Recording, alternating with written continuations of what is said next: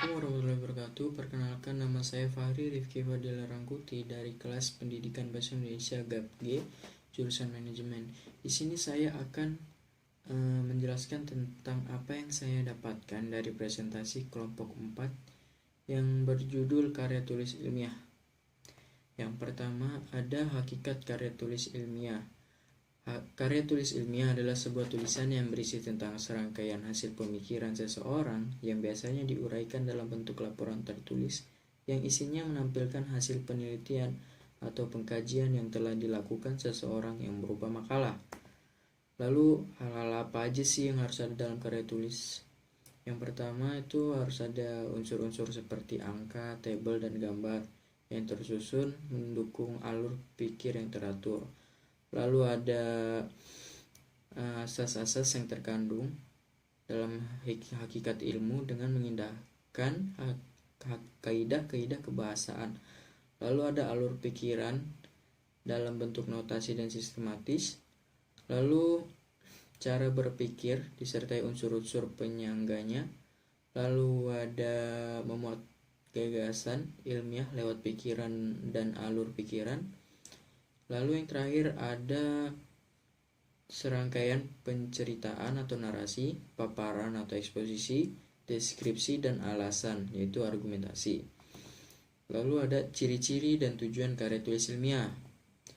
Yang pertama itu bahasa yang digunakan dalam karya tulis ilmiah adalah bahan baku yang tercermin dari pilihan kata atau istilah dan kalimat-kalimat yang efektif dan struktur yang jelas.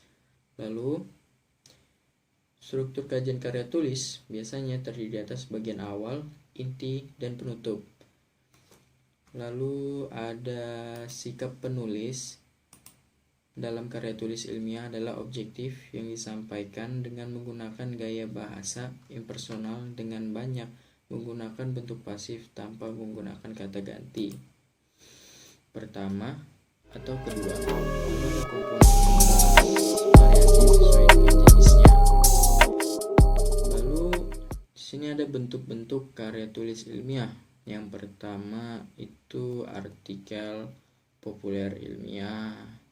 Lalu ada artikel ilmiah. Lalu juga ada disertasi.